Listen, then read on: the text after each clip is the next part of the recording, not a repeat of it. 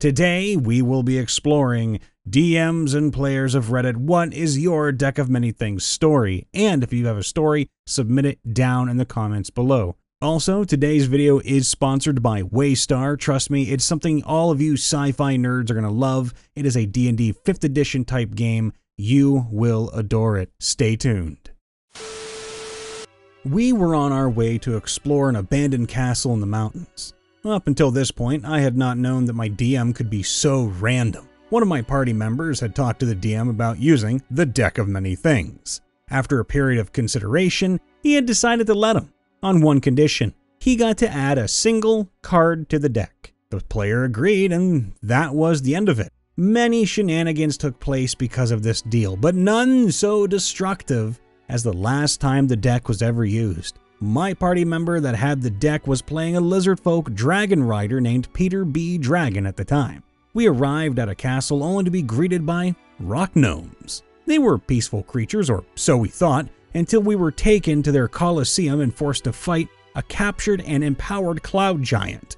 Do note, we were only a party of 4 level 3 characters. We were getting slammed so much that we got desperate enough to ask the guy to use his cards. This was a big mistake. He agreed to pull a card and proceeded to draw. The following words are quoted exactly from the DM. "You are erased from existence. To the others, it looks like you were disintegrated instantaneously. However, to you, it feels like you are burning alive for thousands of years." The whole table was silent. We couldn't believe that something like that just happened. That player was so upset. He asked the DM how that even happened, and the DM replied, "Do you remember when we made our deal?" I shouldn't laugh at this, but it's just too good. Luckily, this made the rock gnomes very confused about what just happened, so they pulled the giant back into its cage, and we were welcomed to their feast. The player ended up making a new character, but the party was never the same after that. Welcome to PTSD Simulator. I mean, that poor player, they just lost all their effort for a level 3, and it's just gone forever. Goodbye. Before we get into the next story, it's time to talk about our sponsor, Waystar. It's time again to boot up your shields and man the torpedoes, sci-fi fans, as we introduce Waystar, a D&D 5th edition science fiction game by Penny Dragon Games. The Kickstarter has only 1 day left, and it includes all the essentials: the core rulebook, creature codex with over 100 monsters, and an optional galaxy setting book to help you bring life to the Sea of Stars. Now, don't worry, sci-fi fans. Yes, there's 1 day left of the Kickstarter, but you can still get your starships loaded with all sorts of goodies, from custom Waystar GM screens to a Waystar banana sci-fi comic, and even the hardcover of Steal the Stars, which is a custom campaign setting where you literally steal the stars themselves before Shiv's space gangs get there first. With galactic dice sets, fabric star maps, and even a Space Monkey plushie, there's no way, you can miss out on this sci-fi epic. Go check out Waystar by Penny Dragon Games. Now, back to the video. I have several stories, but one stands out above the rest. The first was from a game of Curse of Strahd. Oh god, spoilers for Curse of Strahd. Spoiler alert. Spoiler, good? Okay. And my first ever D&D game of any kind. Early on, the party had discovered a deck of many things, and we've been carrying it around nonstop basically the entire game. We eventually reached level 10, and found ourselves in the laboratory of a mad scientist who had been working on creating a flesh golem to try and house Irina's soul, to try and bring her together with Strahd. The flesh golem was sentient, but didn't house the proper soul just yet. As a joke, one of the party members offered it the deck while the rest of the party talked with the scientist, asking if it wished to draw a card. To our absolute horror, the DM declares that yes, it does take a card, and rolls to see which card. The way this group handled the deck, there were 2 decks of many things that you could end up drawing from: the regular deck or the DM's homebrew deck, which has entirely new cards and can have his cards inverted to reverse its effect. Positive to negative, and negative to positive. Oh, this can't be good. It ended up drawing from the homebrew deck, and got a card called Gamble. The way Gamble works is that a figure appears before you, flipping a coin, and asks you if you want to play a game. If you can guess the next coin toss correctly, you get a wish with no limits. It is more powerful than a regular wish spell, and the DM, who normally loves to twist wishes into monkey paw situations, stated that he would not twist this one if correct. However, if guessed incorrectly, your soul is stolen from you and used to fuel the wish of the next person to guess correctly. You would die, and your body would be destroyed, and you would be unable to be revived in any way. The DM gave control of the flesh golem to a friend who was watching the game, but was not a part of it, allowing them to call the coin toss. The rest of the party was panicking because if this flesh golem was killed by calling the coin toss wrong, it couldn't be used for Irina's soul, and both the scientist and Strahd would be furious with us. The friend called the coin toss and the DM checked. It was correct.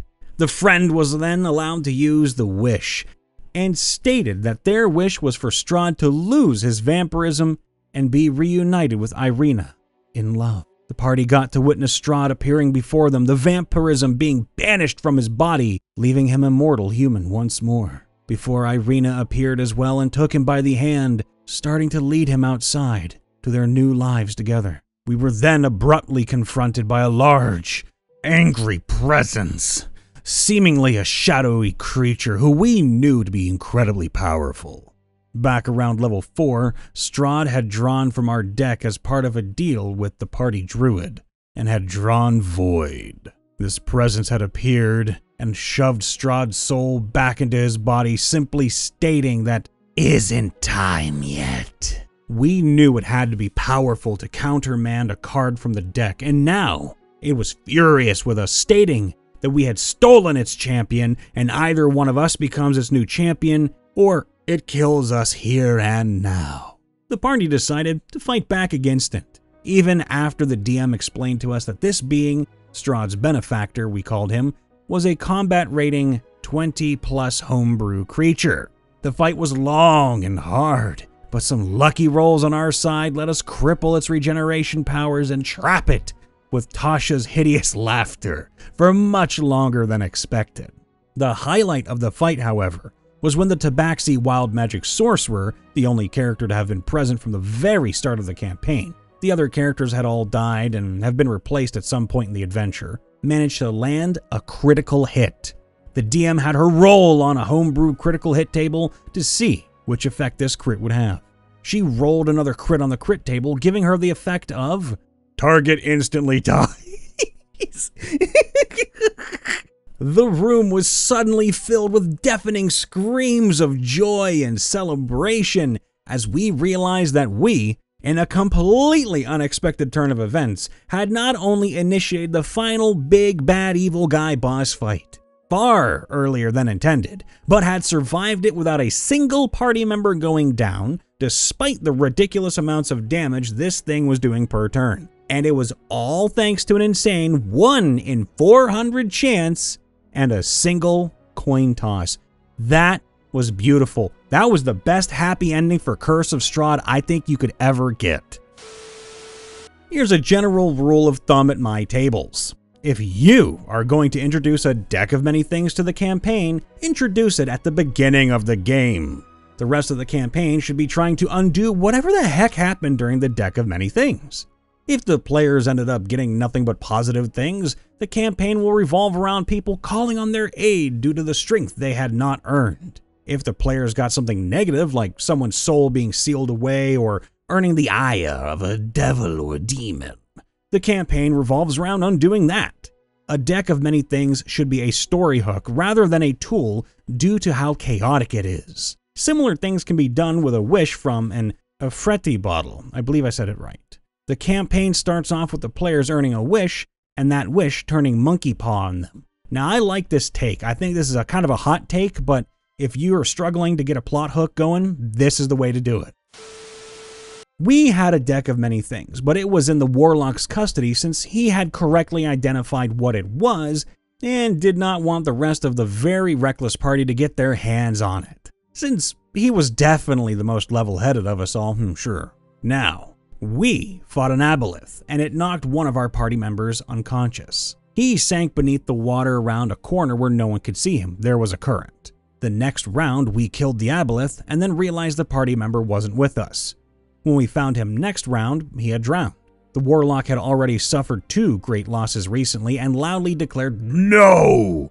and drew a card. He drew the fucking fates. And the event he chose to undo was our friend's death. But our DM is a sadist and interpreted that as time rewinding 1 minute. We had killed the aboleth in 6 rounds, spent a round looking for our friend, another round assessing his death, and then the warlock pulled the card on his next turn.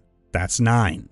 So we came back at the very top of the aboleth fight and had to do it completely over again at 4 in the morning. I really don't like that DM. In fact, I think that DM should have been fired because that was not the wish at all. The wish was simply that they wanted the death to be undone. That's ridiculous.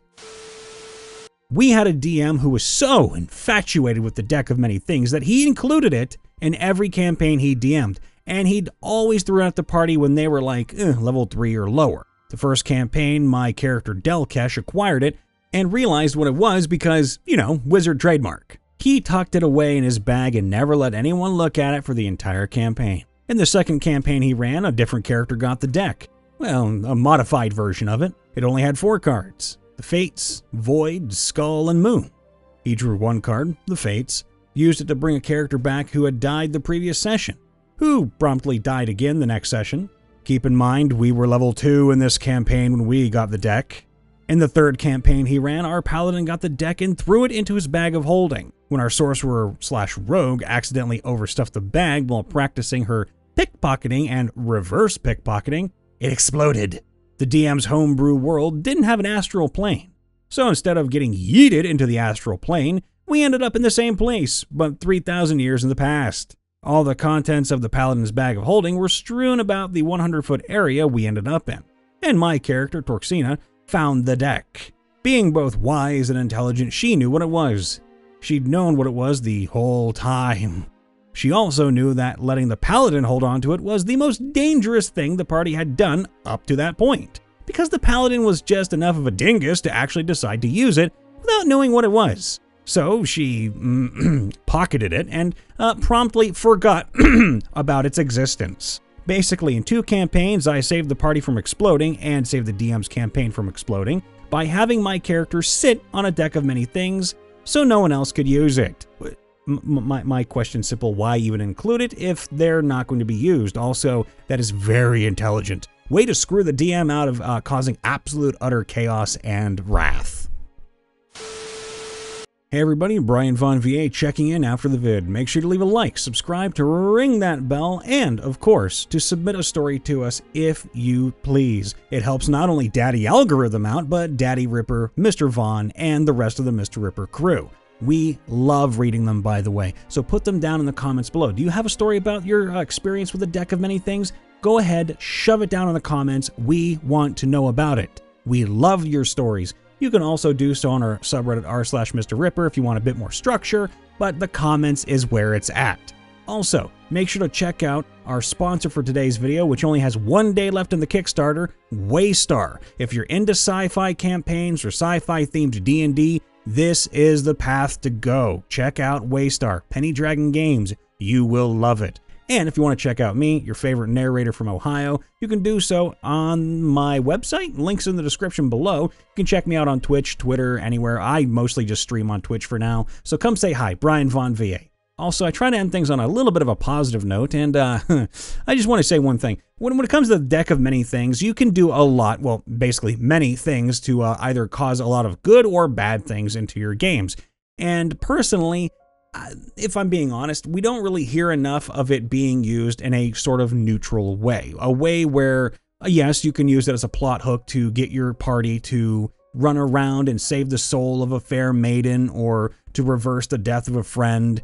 But why don't we have something that doesn't make them overpowered or underpowered? Something that just kind of gives back in a very subtle and soft way. Like, if there's a problem with the world in terms of the weather being completely screwed due to a volcano, make it undo negative weather effects in the entire planet. I don't know, something like that. Why? Because it doesn't necessarily give a plot hook, but it doesn't necessarily break the game, nor does it derail anything or cause a problem. If anything, it just kind of gives you something neutral to enjoy. And that's just my brain in a nutshell. Anyway, hope I gave somebody an idea. I love you all. Please be safe, happy, and healthy, and we will see you next time.